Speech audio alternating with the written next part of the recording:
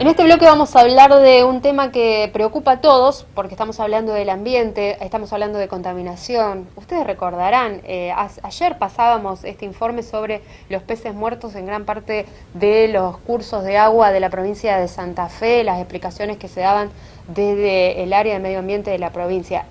La cuestión es, ¿cómo está afectándose el medio ambiente? ¿Forma parte realmente de la agenda política que se discute? Está con nosotros Rafael Colombo. ¿Cómo estás, Rafael? ¿Qué tal? Buenas noches. Gracias por la invitación. ¿Se discute o no se discute? Sí, yo creo que se discute. En líneas generales, lo que ha quedado demostrado, por lo menos en los últimos 2 años, con la creación del Ministerio de Medio Ambiente como una especie de gesto institucional más que relevante, si lo pensamos que anteriormente en el diseño institucional de la provincia de Santa Fe tenía la jerarquía de una secretaría.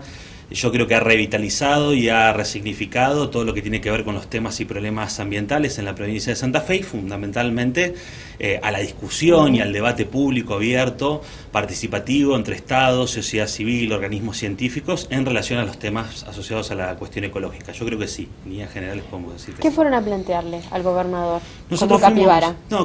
como asociación civil nosotros fuimos a plantearle al gobernador, en realidad le presentamos un documento que nosotros veníamos elaborando hace ya bastante tiempo. Nuestra intención había sido presentarlo cuando comenzaba la gestión del Ministerio de Medio Ambiente. Por distintas razones no lo pudimos hacer. Consideramos oportuno que con motivo de cumplirse los 2 años de la creación del Ministerio de Medio Ambiente, que conduce Jacinto Esperanza, es importante compartir un documento de política ambiental que denominamos hacia una política ambiental progresista en la provincia de Santa Fe, 5 principios, 10 líneas de acción. Es un documento que de alguna manera trata de reflexionar sobre la cuestión ecológica en la provincia de Santa Fe a partir de la elaboración de un diagnóstico, pero al mismo tiempo la formulación de estos principios, que son una suerte de guía, de orientación o mandatos de optimización que permiten de alguna forma guiar el accionar político y las intervenciones políticas concretas en el territorio de una agenda de gobierno, y al mismo tiempo el desarrollo de 10 líneas de acción, de las cuales 9 están asociadas a temas y problemas concretos: bosques, fumigaciones, gestión de riesgos asociados a la cuestión hídrica, todo lo que tiene que ver con arbolado urbano, todo lo que tiene que ver con basura y muchos otros temas. Y el eje número 10 de esas 10 líneas de acción está asociado a la reforma y la actualización normativa de todo lo que tiene que ver con la legislación ambiental en la provincia de Santa Fe. ¿En qué puntos estamos más desactualizados dentro de la normativa? En líneas generales no hablaría de una desactualización general. Nosotros tenemos una ley muy importante, que es la ley 11717 de Medio Ambiente y Desarrollo Sustentable, que es una ley que se anticipó muchos años a la Ley General del Medio Ambiente, que es quizás nuestro marco normativo más importante con reminiscencia constitucional, que es conocida como la Ley de Presupuestos Mínimos, una ley que forma parte del bloque normativo federal. Si tenemos que hablar de desactualización, lo que nosotros advertimos como más desactualizado, o como por lo menos algo que es indispensable revisar, es toda la legislación sobre caza en la provincia de Santa Fe, que data de por lo menos el año 1958. O sea, incluso anterior a la reforma de la Constitución del 62 de la provincia de Santa Fe. Después, por supuesto, siempre hay cosas para actualizar y siempre hay innovaciones normativas que han sido muy positivas. Por ejemplo, Santa Fe acaba de por fin concretar la sanción de una ley de aguas, que es una muy buena ley, una ley realmente hecha con la consulta de expertos y fundamentalmente organizaciones de la sociedad civil. Tenemos media sanción de la ley del arbolado urbano, que es un mensaje que impulsó el gobernador Lifchit en su momento, y que está también en tratamiento legislativo en el Senado.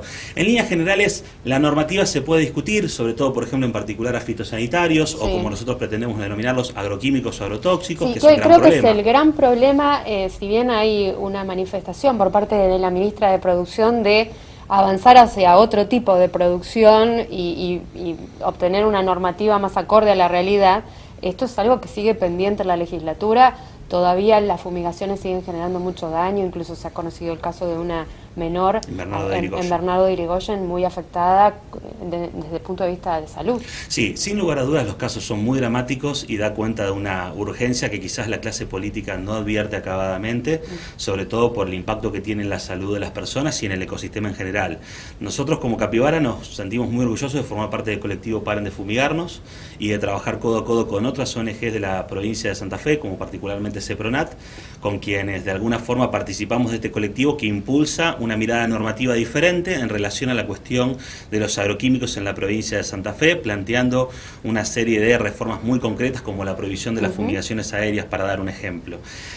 Nosotros creemos que la situación es muy dramática. Hemos estado recorriendo distintas localidades de la provincia. En lo personal me tocó recorrerlas con Carlos Manesi, que es el presidente de CEPRONAT, uno de los líderes de la campaña Paren de Fumigarnos, y el relato de la sociedad y de las personas, de los vecinos, es muy dramático, muy dramático.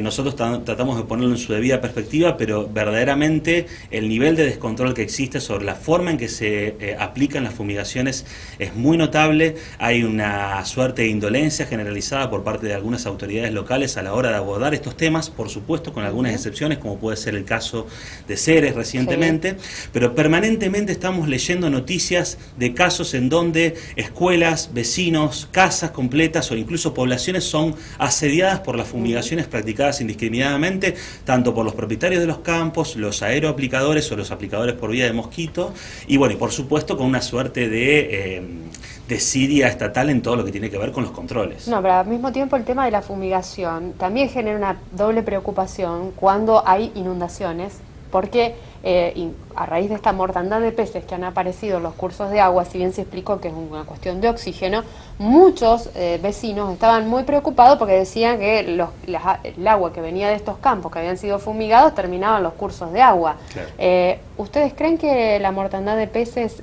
tiene que ver con algo de todo esto?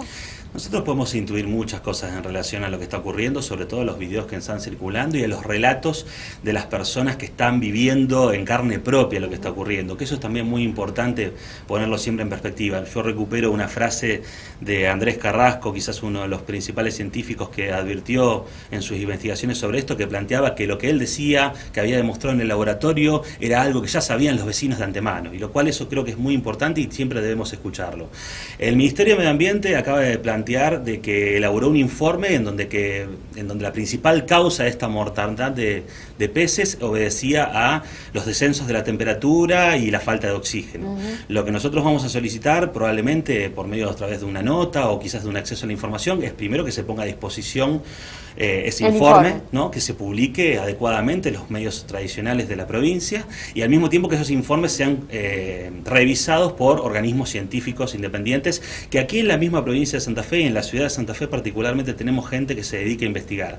En ese punto lo que queremos plantear es que las mediciones se tienen que realizar de manera permanente en todo el ecosistema de la provincia de Santa Fe. Si realizamos mediciones permanentes, podemos de alguna forma elaborar mejores diagnósticos para ver cuáles son las causas de lo que efectivamente está ocurriendo. Y al mismo tiempo establecemos una suerte de claridad en torno a la distorsión de información que puede llegar a existir y la desconfianza que existe legítima por parte de la ciudadanía hacia causas que de alguna forma están completamente desligadas del modelo productivo agroindustrial que actualmente tiene la provincia y el país, que es en gran medida responsable de las inundaciones, de las fumigaciones indiscriminadas, del desmonte, de la falta de absorción de agua por parte de las tierras, etcétera, etcétera, etcétera. O sea, nosotros no podemos desligarnos de ese tipo de diagnósticos que también forman parte de discursos de organismos científicos como el INTE y muchos otros.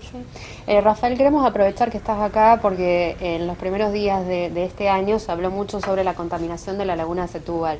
Ustedes estaban también investigando este tema. ¿A qué conclusión llegaron?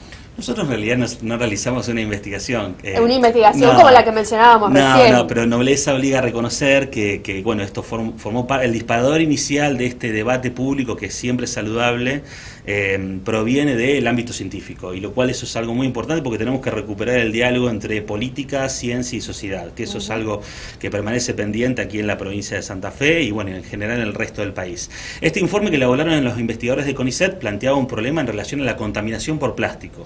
Un estudio que recogía muestras muy importantes en donde había bolsas, envoltorios de comida, botellas de bebida, recipientes, envases, productos de limpieza y de cuidado personal, muchos productos del macroplástico, como se denomina en el estudio que fue publicado en inglés, que advertía sobre un problema que excedía la media en relación a otros ecosistemas similares. ¿Cuál es la media, más o menos? No, ¿El número? No tengo el número, tendría que revisar el estudio. Sí. Pero el estudio concluye, en la conclusión número 4, plantea específicamente que el nivel de plástico hallado excede la media de otros ecosistemas similares y equivalentes, que es un parámetro metodológico muy usual que se usa para tratar de establecer dónde estamos parados a la hora de formular un estudio de investigación comparado. Según este parámetro estamos mal.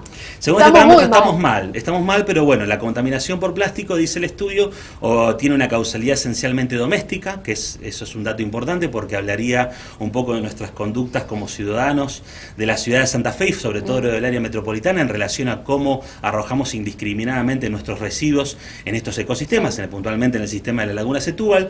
También al mismo tiempo nosotros aportamos que tiene una causalidad esencialmente estructural y colectiva porque consideramos que el problema tiene una escala metropolitana y está muy vinculada a cómo se gestionan integralmente los residuos sólidos urbanos, no solo en la ciudad de Santa Fe, sino en San José del Rincón, Arroyo Leyes, Montevera y otras localidades del Gran Santa Fe, que también eso es importante porque te sitúa en una perspectiva en donde la política ambiental no puede estar enclaustrada, por lo menos en el diseño público, en relación a una ciudad o un territorio determinado. Tenemos que generar marcos políticos e institucionales en donde las autoridades se reúnan a dialogar y generen acciones en común.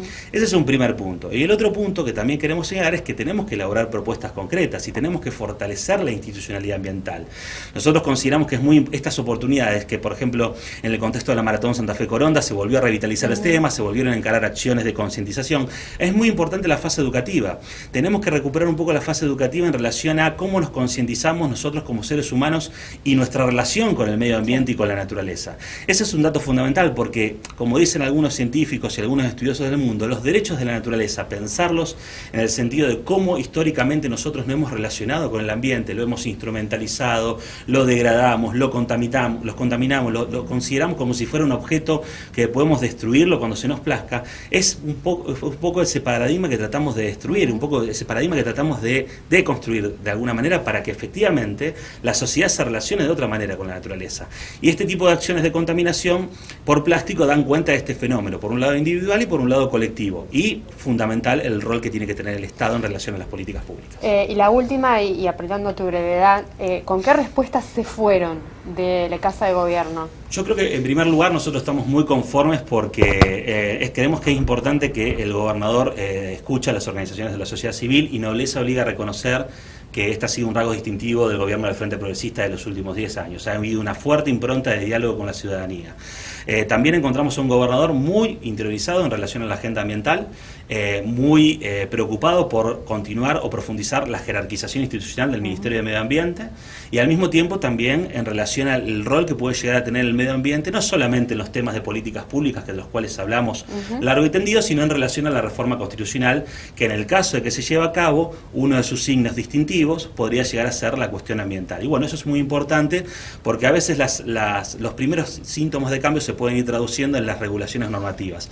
Pero bueno, después tenemos que apelar a que las intervenciones políticas concretas transformen la realidad y no siempre la ley la transforma automáticamente. Gracias, Rafael, por venir. Gracias a vos. Pausa, la última, ya regresamos.